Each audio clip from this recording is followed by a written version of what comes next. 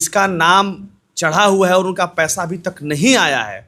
सरकार इंस्टॉलमेंट के आधार पर उनको पैसा डाल रही है और हफ्ता 10 दिन में सबके पास पैसा चले जाएगा। विगत दिनों पहले यहाँ शाहपुर का दौरा किया था, उन्होंने कहा था कि ऐसे वंचित जो हैं जिनका नाम छूट गया है तो सरकार उसका भी स्कीम निकाल।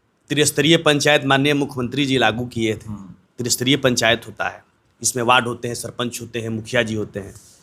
वार्ड सीडीपीओ पदभार में है शाहपुर का, वो नहीं आते हैं। सबसे दुखद बात है कि 15 अगस्त और 26 जनवरी के दिन नहीं आती है, तो दूसरा जो क्या कहा जाए। तो क्यों आप लोग जो में जितने भी अवैध हॉस्पिटलें चल रही हैं उस पर छापेमारी चल रही है।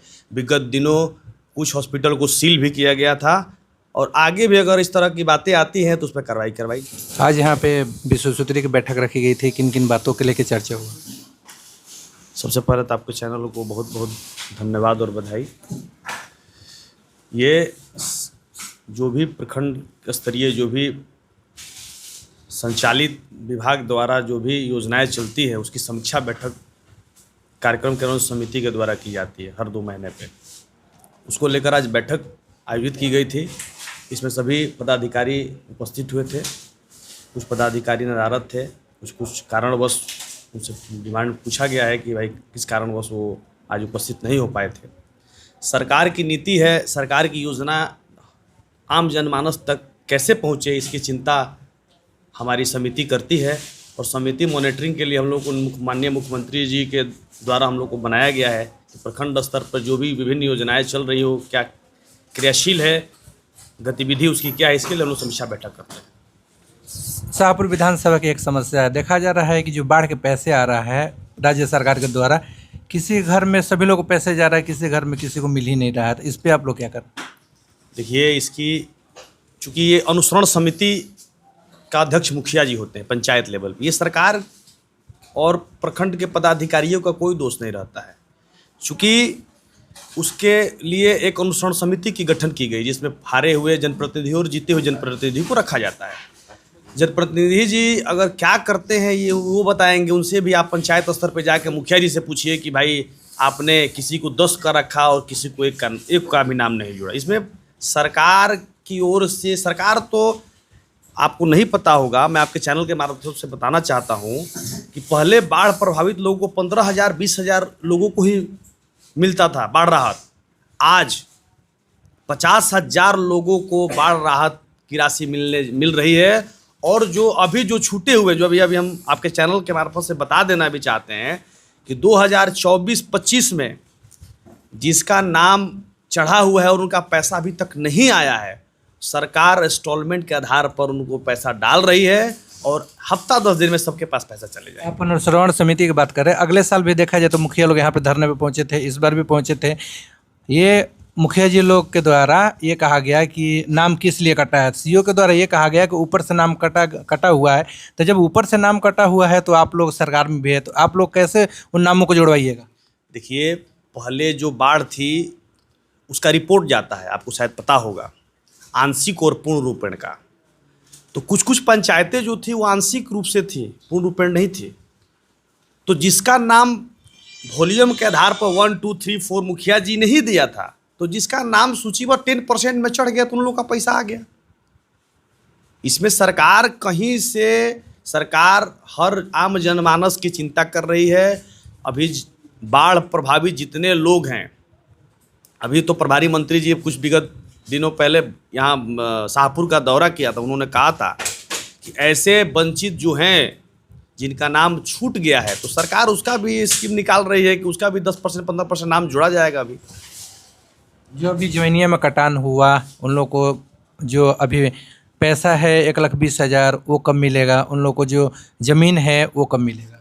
देखिए, आपको शायद चैनल के आपको पता भी होगा, सरकार ने जिन्हें चिन्हित किया था, जिन विस्थापित जिनका घर माँ गंगा के में विलीन हो गया, उनके लिए सरकार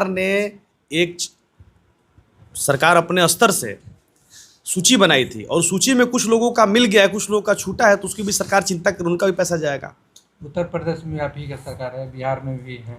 उत्तर प्रदेश में उन लोगों को तुरंत पैसे जो है मुआवजे की राशि तुरंत मिल जा रहा है, यहाँ पे इतना लेट? ऐसी बात नहीं है। एनडीए सरकार, माननीय मुख्यमंत्री जी इसकी चिंता, अपने आम जनमानस की चिंता करते हैं और उनका कहना है कि ये पूरे बिहार का खजाना आपदा पीड़ितों के लिए है और आपदा पीड़ितों के लिए में जो भी व्यवस्था सरकार की ओर से की जा रही है और दी जा रही है, आप जवेनिया में चले जाइए, सबसे पहला कि भोजन की व्यवस्था, जाके आपने भी, आपके चैनल ने भी वहाँ जाकर देखा होगा कि वहाँ की सरकार क्या व्यवस्था कर रही है, लोगों के रहने की व्यवस्था। आपको शायद नहीं पता होगा, पूरे बिहार, उत्तरी बिहार में ज़्यादा बाढ़ आता है।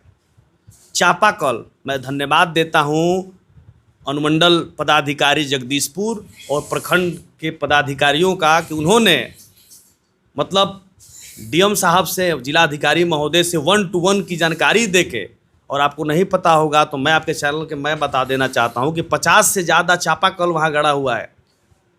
रहने की व्यवस्था है, खाने की व्यवस्था है। उन जो सरकार की योजना है 1,20,000, जिसका माँ गंगा में विलीन हो गया गौरव आवास, उसको 1,20,000 रुपये की भी चिंता सरकार कर रही है और दी जा रही है। और जिनका नाम छूट गया है इसकी भी सरकार चिंता में, उन लोग का भी नाम चढ़ जाएगा। और एक सवाल ये है कि बहुतों को पता नहीं चलता है, जिनका नाम कटा हुआ है, कि कब नाम चढ़ेगा। देखिए, कब आता है कब चला जाता है ये पता नहीं चलता है। देखिए, त्रिस्तरीय पंचायत माननीय मुख्यमंत्री जी लागू किए थे। त्रिस्तरीय पंचायत होता है, इसमें वार्ड होते हैं, सरपंच होते हैं, मुखिया जी होते हैं। वार्ड ही नीचे से बताता है कि भैया आपका नाम चढ़ रहा है, उसके बाद सरपंच हैं, उसके बाद मुखिया जी हैं। कहाँ आपको नज़र दिखाई दे रहा है कि किसका नाम छूट गया है, किसका नाम जुड़ गया है। मुखिया जी लोग, चूँकि अनुसरण समिति सरकार, चूँकि इसमें कर्मचारी न चढ़ाते हैं न पैसा देते हैं, ये अनुसरण समिति सरकार ने बनाई पक्ष और विपक्ष को लेकर।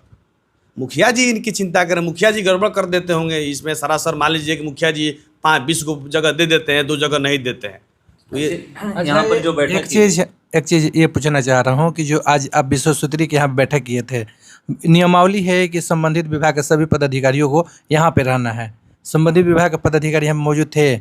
सभी थे। अंचलाधिकारी शाहपुर, जो अभी हमारे यहाँ सांसद महोदय का कार्यक्रम लगा हुआ है, तो प्रोटोकॉल के हिसाब से उनको एसडीओ साहब ने उनको ड्यूटी लगाई है, उसमें वो उपस्थित नहीं हुई है। हालांकि हमने पत्रचार के माध्यम से जो भी हमारे सदस्य ने यहाँ अपने अपेक्षित टीम व्यवस्था के अनुकूल जो बात लिखवाई है, उसमें हम लोगों ने यहाँ से पत्रचार के माध्यम से उनको पूछा जाएगा कि भाई सीडीपीओ मौजूद थी? सीडीपीओ पदभार में है शाहपुर का, वो नहीं आती है। सबसे दुखद बात है कि 15 अगस्त और 26 जनवरी के दिन नहीं आती है, तो दूसरा जो क्या कहा जाए। तो क्यों आप लोग, जो जिला के प्रभारी मंत्री है केदार प्रसाद गुप्ता, आप लोग यहाँ से चिट्ठी लिखकर क्यों नहीं देते? केदार प्रसाद गुप्ता जी को चिट्ठी हम लोगों ने दिया है और प्रभारी मंत्री को हमने अवगत कराई है वस्तु स्थिति से। विभाग को लिखा गया है, कार्रवाई होगी। एक सवाल है कि अभी देखा जा रहा है कि बहुत सारे हॉस्पिटल जो है निजी क्लिनिक अवैध रूप से चल रहे हैं और यहाँ पर प्रभारी आए हुए थे। क्या उस विषय में बात हुई कि कब जांच किया जाए या फिर निरीक्षण में चला जाए कि हाँ कौन कौन क्लिनिक सही ढंग से वैध तरीके से चल रहे हैं और कौन अवैध तरीके से? लगातार सिविल सर्जन साहब के द्वारा शाहपुर में जितने भी अवैध हॉस्पिटलें चल रही हैं उस पर छापेमारी चल रही है। विगत दिनों कुछ हॉस्पिटल को सील भी किया गया था और आगे भी अगर इस तरह की बातें आती हैं तो उस पर कार्रवाई करवाई जाएगी।